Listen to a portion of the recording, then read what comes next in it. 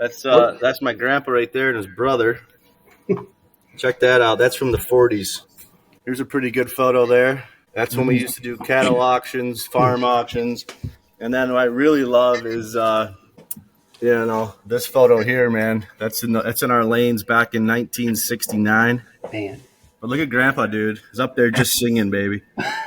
And he kind of had that, for an upstate auctioneer, he kind of had that, like, that slow southern auctioneer, that deep, oh, number 10, quarter to 5. He was slow, but he was so fluent. I'm Rich Levene, and this is Meet Me at the Gate, where we're not just talking theory, we're tackling real-world problems head-on, driving solutions that supercharge productivity and team dynamics. Every episode is a journey towards improvement, empowering you, the manager, to lead with innovation and confidence. Join us to transform everyday roadblocks into highways for success. Yo, check out Pops. He made the magazine, man.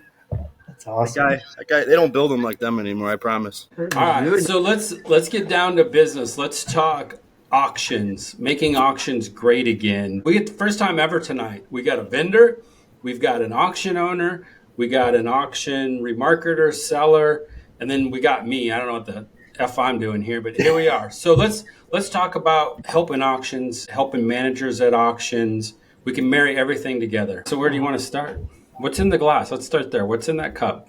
So I got a little tea because I got a little sore throat. So I do a little lemon honey tea with a little tequila. Just kind of warms you up, makes you feel good, A little hot toddy action, huh? Gotta get that Gavin Newsom. Yeah. I don't know who's going to buy the property.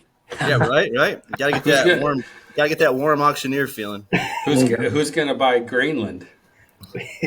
There's the deal. Greenland must be green. It's got a mow a lot. There's green properties everywhere. My goodness, my editing skills they're gonna get tested to the max. They are. Don't cut any of that out. You know what we should call this? Auctions Gone Wild. I think we should. $10, 10, 1, 2. Rich is out. We gotta go. How funny would that be? I think we should call this "Meet Me at the Gate," the wrecked and damaged version. Yes. Solid. Wrecked and damaged. Right. That could be the segue into tonight's topic. We could ask the remarketer. Yeah, man. What happens with damaged vehicles? And put a piece of dynamite in them and blow them up would be easier than selling them half the time. Define damaged. Oh. Exactly. Yeah. Start there. Are we going off of the CR or off of what the client says? Because those are two different things also. Touched it was the transport guy. Where did the damage come from? It's always the transport guy, isn't it? The repo yard? The what? The repo yard? Yeah. Well, the transport guy picked it up at the repo yard, and the transport guy dropped it off at the auction. So where did the damage come from? The customer that leased the car or owned the car that doesn't want to take ownership for it because they lost it, so now it's your fault because it was damaged? Yep. I just went through this literally 2 days ago. Let's hear it. So I had an hour condition report. There was a cracked windshield, and there was window tint on 3 of the windows. So this guy redeems his vehicle. He comes to my sale, picks it up, pays his money. 3 days later, he calls our clients and starts yelling, "My window's broken, blah, blah, blah." Okay, call the auction. They'll figure it out. So I pull up the report. I'm like, "Hey, man, there was a chip in the big chip in the windshield, right?" So I called my transporter. "Sorry, Ty," but they're like, "Yeah, we didn't notice it. We didn't take pictures." I'm like, all right, well, let me just call this guy back. So I call him up, and I'm like, "Hey, man, what do you want to do? Like, your car got repoed. Like, come on. Like, help me out. I'll help you out." "Oh, it's dangerous, bro. I can't drive this car." I'm like, yeah, okay. So I'm like, you know what? For $318, I'm not even going to argue because it's a new client. I want to keep him super happy, and I'm not going to deal with some guy in Buffalo, New York about his windshield. So I said, take it to Safe Flight, give me a quote, call me, and I'll pay for it. So this company calls me, and I'm like Googling it as they're talking to me. Graphics this, graphics that. I'm like, there was the windshield. And she's like, "Oh, no, we put new tint all the way around his car." I'm like, what? So, obviously it's a little off track with this, but as an auction guy, Ty, as a trucker, it's always the trucker's fault. Yeah. And as a consignor, you're like pointing the finger because you don't want to deal with the client. You know what I mean? And so it's like we all sit here in our chairs and go, "Well, whose fault was it?" And really, at the end of the day, it's a windshield, right? Who cares? But the amount of energy it takes out of all of our lives Yeah. You know? And that's why I tell them our transport, I hired this out because it was a one car out in the middle of nowhere, whatever. But, we do a pretty positive report for our trucks for that reason. They get the iPad and they just go around and take the pictures of the damage because it is so important, right? I mean, unfortunately, without proof, you got nothing. Yeah. Today's world, there's no reason not to take a picture. Really. Right. Pictures worth 1,000 words now more so than ever before. Oh, yeah. As a consignor, right, I mean, you must experience this a lot of the time with damages. You can kind of lie to me, but, like, who's your first instinct? Is it the auction's fault or the trucking company? I'm just curious, Here's what I think this comes down to. If we're going to help managers at auctions with problems like this, because this is a real world problem. I've been there. I've dealt with the same thing. I might be a touch older, so we go back to late 1900s when I started, and it wasn't window tint. Back then it was a fancy radio in there with the CD player that had a 64 deck in the back and the trunk, and now that's gone up. Give me receipts. Now all of a sudden it's a $15,000 stereo system. It's all BS. It comes down to a couple key ingredients that are difficult, and sometimes we have to call it out and say just what it is. Mm-hmm. And it's a lack of communication, and not just any communication, but a lack of good communication or quality communication. And I had a conversation today with a couple of people, and I'm trying to build up some better communication with a few clients. And I'm trying to bridge the gap, build a bridge. And I've got a mediator that's helping. Hey, can you talk to client A for me? Because I'm struggling because I don't feel like we're communicating well. So I get a call back. Oh, yeah, they think it's all great. I said, okay, let's define communication. When I send them an offer and they approve it or decline it, that's not communication. That's just fact checking going back and forth. What I have problem with is when I pick up the phone and call them and say, hey, you've run the same unit 4 times. We're $5,000 apart. I'm having a hard time understanding where you came up with the valuation for it. Oh, no, by the way, you sent me 100 miles out of my way to go pick it up because you're adamant it had to be here and it had to be sold in 5 days. That's the communication gap I'm trying to cover is we need to have difficult conversations, but nobody wants to have them. And everybody wants to go, can you just send me an email? I mean, this is all tied to it. 100%. Well, kind of caveat with what you said, Rich. Like I was thinking about this podcast, and I think it's a good segue to it. And I'm kind of really interested about the GM's perspective on this, about remarketers now, with COVID repping online. So I would probably say I rep more cars online than in person, just with how many auctions I have. And I'll be honest, I think remarketers are like squirrels. They get distracted super easily and they forget how good an auction is when they're behind their computer the whole time. And I'll be the first to admit it. I was like, there's some auctions that it's like, man, they're struggling because all I see is how far behind they are. This person's complaining, this person's complaining. But then when you actually go and visit the auction, you're just like, man, this place is amazing. And it's so funny how easily as a remarketer you can forget that. And I think that's why it's important for remarketers to get out to their auctions as much as possible, because it's easy to get, lost behind the screen is what I call it. And I got a question. Yeah. How does that work? Do you, like, if you want, how many auctions do you oversee? 8 or 9. So if you called somebody and said, I want to go to 8 auctions this month, is the company okay with that? Or is that a no? It's impossible because I have so many overlapping. Yeah, because I oversee all, Texas, Oklahoma, Phoenix. Oh, yeah. Yeah, kind of all over. But they'll let you go to as many as you want? Uh-huh. When you want? Yep.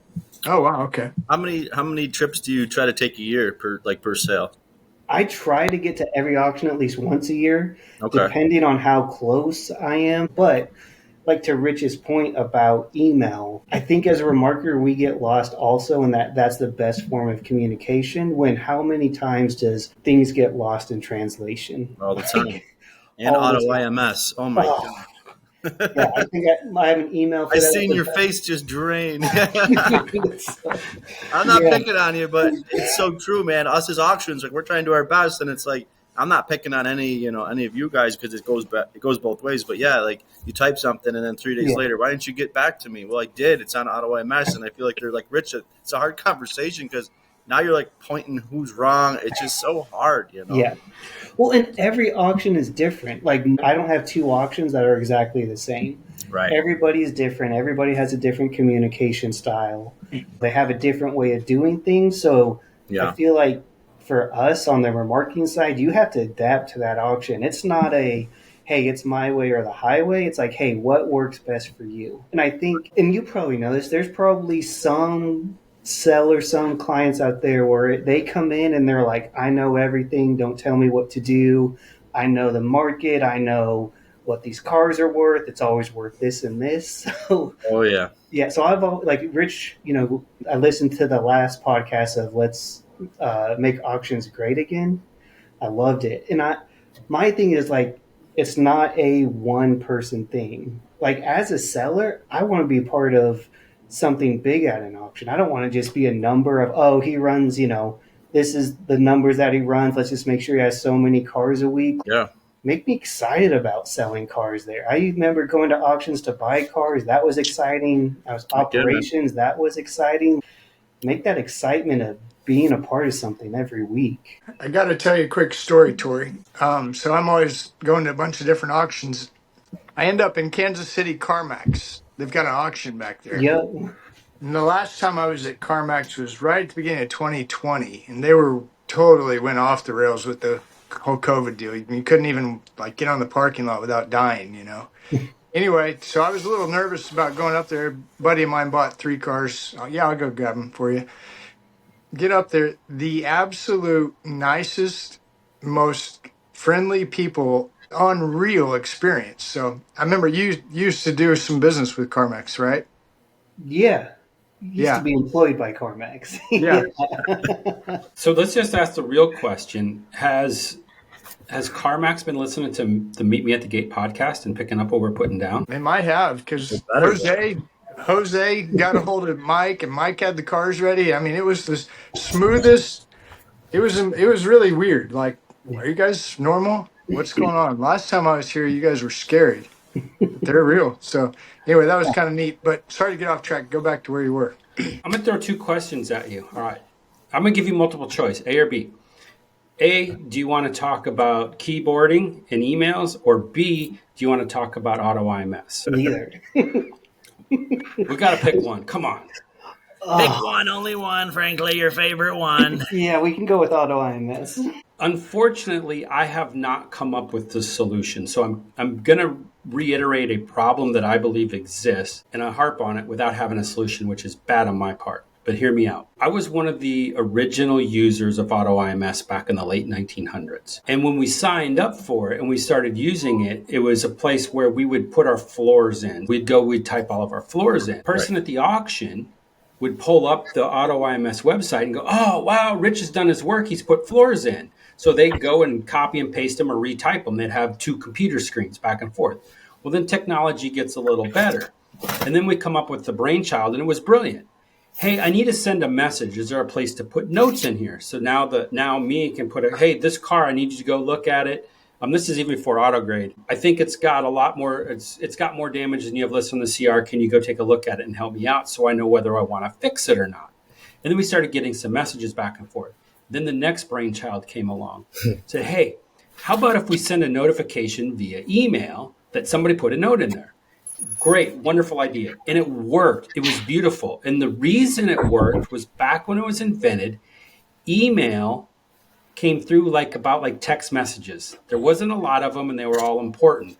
And then as email becomes the new junk mail, and your mailbox at home is no longer full of 50 pieces of junk mail, your email box is full of 500 pieces of email in 1 hour from AutoIMS, because you get 5 messages on every car, it was a great concept when it started, but now what's happened is it's spiraled out of control. And somehow we need to figure out how to filter that down so that, Tory, when you tell me I got a car, or you tell Kyle at the auction he's got a car, whatever it is, that we don't get 75 emails over that one car because it's too much. I agree. There's way too much information. I have a mailbox or a folder with 30,000 emails for AutoIMS that I never open. Wow. Yeah, same thing. So to me, it's a waste of time. They got to simplify it. Like, there's got to be a better way, plain and simple. And that's to me why most every fleet manager, inside coordinator, outside, they have my phone number. And I'm like, just call me or text me because it's a direct line to me. I'll pick up. When you That's call awesome. me, we have to talk. So I That's a will. true consigner. Yeah, you know me. I'm a yellow, so I'll build a relationship with you. And if you call me about a car, I'll just ask you a question. And yeah, Okay, so now let's bridge the gap. Since we went down AutoIMS, let's go down to the keyboard warrior thing. Okay, so we have this fancy tool called AutoIMS that's sending us 5 million emails a day. Sorry, AutoIMS, I love you guys. You have great data. I use you religiously. But we need to figure out the communication piece. Because what it's done now is it's strapped everybody to the desktop and they're all full of these emails. And it goes back to what you were saying earlier, Tory. Well, it's really easy to email. Well, yeah, it's really easy because you got all these emails coming through. So if you're working 8 auctions, and let's just say you have 50 cars at eight auctions, so now you got 8 times 50. There's 400 emails if they just send you one. But when they send you one, they need to change the battery. When they updated the condition report, when they checked the car in, when they did the DID, when they did the recon, when they did the wash, when they posted the fees, when they set it for sale. How many? And you just said 30,000 emails.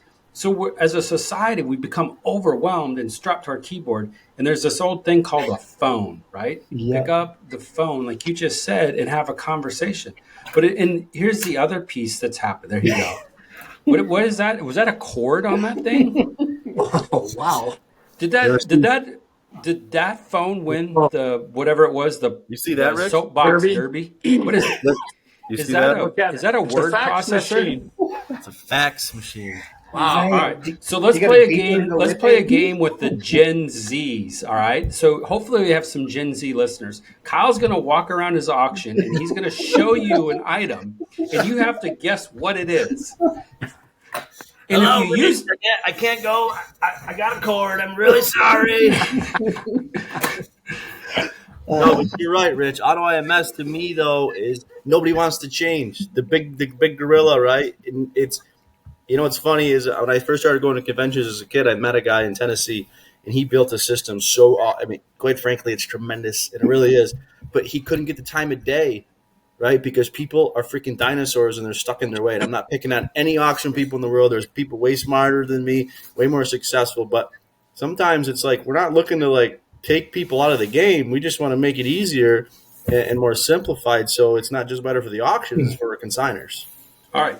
So this podcast is all about helping managers at auctions. I got the world's best people on the podcast right now. How do we help managers overcome the email keyboard warrior syndrome and dying and swimming in too many emails? You want to know what you do, Rich? You got to make sure you hit high importance when you send an email to somebody.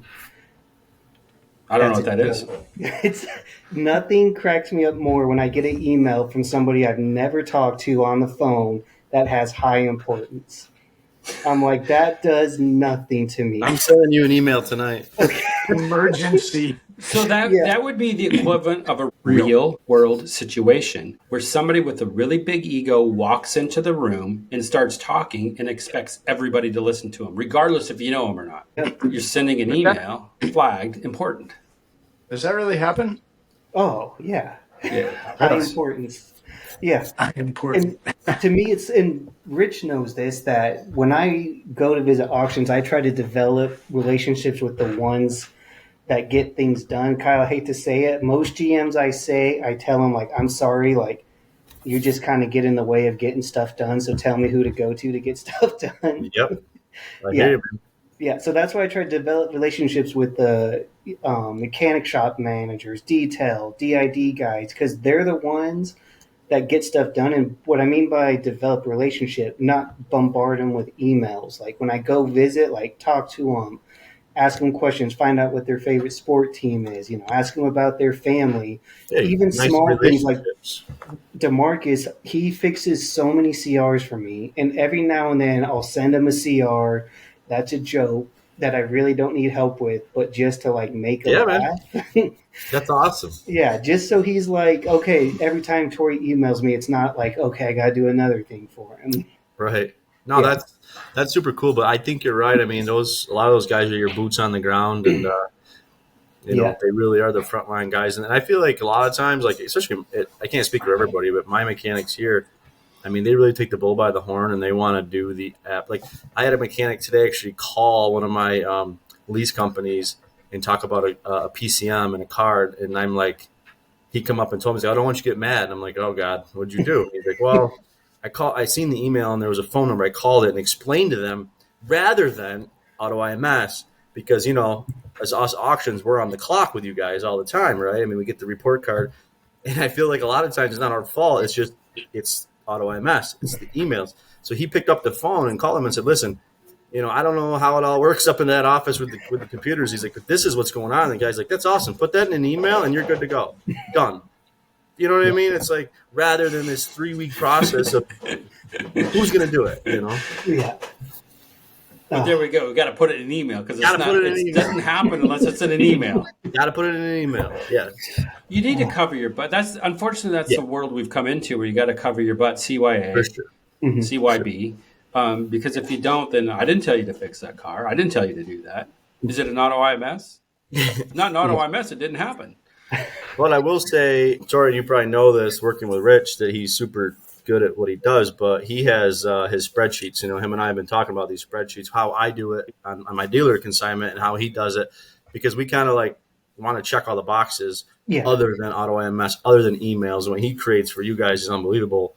I thought we were good at spreadsheets. He's like, you know, I almost need another degree to understand them, but it's amazing because, and I almost feel like what we do with spreadsheets is actually easier than AutoIMS and a bunch of emails. It's hard to, like, obviously change a company that's been doing the same thing forever and it works, but yeah, sometimes, man, communications it's just so much easier. But you know, where the future is, I don't know. It's, I think so many people are so scared, and it takes the big guys to turn something. And if it's not broke, why are we going to fix it? Type of thing. Yeah. So here's the aha moment that I came up with, that I'm teaching my team on why I built those spreadsheets. We're not going to go down the email route because there's too many of them. But the data, so Tory's a remarketer. The data Tory sees, he lives and dies by whatever's in AutoIMS. Okay, now most auction people, unless you stop yourself, rely on the data that's in your auction operating system. We'll call it the AOS. Okay. Yep. So you go in there and so if I'm having a conversation with Tory and he's looking in AutoIMS and I'm looking in my AOS, and I'm like, no, Tory, it's in there. The damage is in there. It's right here. I've got it. It's on the CR. It says in there that it's got frame damage on the left rail. Tory's like, I don't see it. Well, no, it's there, Tory. And then we have this conversation going back. So what I do is I download all the data I can get my hands on. I've created a report in AutoIMS called Everything. It's every freaking column that you can get out of there. And then what I do is I filter down the data and I put it into a format where we can look at it. And now I can have a conversation. What I tell my team is I said, look, if it's in AutoIMS and it's right, it's going to show up on this report. And this is how you talk to the customer, because this is what they see. So when you go and you look at my dashboard, and if the information that they're telling you is missing, but you swear it's there in our system, we have a problem. Either our data's not connected, we're entering it wrong, we're sending it to the wrong bucket, but whatever the customer sees is their reality, and that's where we need to meet them. And now we start having these better conversations, and I look at people and they're like, they start coming to me now and say, hey, Tory just called me and he said that the de-identification process is not done in this car. I'm like, great. What is he seeing? Because if I'm looking on my end, I look for a couple triggers. Have we posted the fee? Yes. Okay, then it's probably done because it went through the shop. Okay, now let's go to the next step. Did you get the pictures uploaded that the DID's done? Oh, no, I forgot to do that. Well, quit arguing with Tory that it's done, because it's not. Okay, right. You didn't take the picture. Granted, you did all the work. You just forgot to turn in your homework. Do you blame the client for being mad because you didn't upload the photos? Yeah. It's like, bam. And what happened in this process, we did, and this is a true story, we fell behind a little bit on DIDs, and we were really getting them done. We had some Wi-Fi issues, and I love my propeller heads. These guys are great. They're super, super smart, and I had a conversation with them today. Ty, you're going to love this. And I said, hey, guys, the Wi-Fi that you just installed to help us with all this photo upload is really, really, really good, and it's awesome, but it seems like it's a little bit too much. Can you Can you figure out what's going on? They come back and they said, oh, yeah, well, if we just turn this switch off and that switch off and we don't route it through here and we just use it through these 4 access points, let's see what happens. Long story short, they gave me enough equipment to send a satellite and land a rocket or a person on Mars. Right. All I need to do is just go by the moon and take a picture. I get it. Oh, man. Sometimes, so the lesson in that story is sometimes doing too much is a bad thing. We just need it to be functional and work so people don't have headaches. Remove the friction. There's the next lesson for tonight if you're a manager out there. Whatever's going on your lot, in your office, admin, remove the friction. What's causing the friction? Sometimes we call it like animosity between the departments, like who can be better, or who can kind of pin who against the wall to like, ha, you know what I mean? So you're right, Rich. There is a little something there to be said for the managers to kind of like, hey guys, we're all in this together. There's a lot of steps to what we do, but let's be better. Do you have a lot of conversations with your managers about like the snowball effect, how that department affects that department, how that department affects that department? Yeah, I try to like, it's funny. I mean, we're all adults, right? But sometimes I feel like I have to sadly sit them down and say, okay, guys, we're all at the table. Let's just tell each other like how much we hate each other at the table. Let's get it out of the way. Yeah. Why don't you like, and I'm the guy, because I'm in the restaurant business too. And like, I'll be in the back and in the kitchen in the restaurant, the girl will come back. I hate that girl. Well, then the other girl comes back. I hate that girl. Then they both come back. Oh my God, we're doing so good tonight. I love you. And I'm like, that's not good. It's the same thing at the auction, the recon department, right? Oh my God, he's so slow. He sucks. He's this, he's that. And I'm like, so I get him on the table. I'm like, guys, everybody get your paychecks out. It all says Expressway. That means we're all on the same team, right? We're all here to do one thing. So if you don't like the way he looks, just tell him. Let's get it. I never said that. I'm like, hey, I'm just saying, like, department-wise, there's a lot of things going. And unfortunately, my eyes can't be on everything, which I try, but it's so frustrating. And I feel like a lot of things is just out of animosity.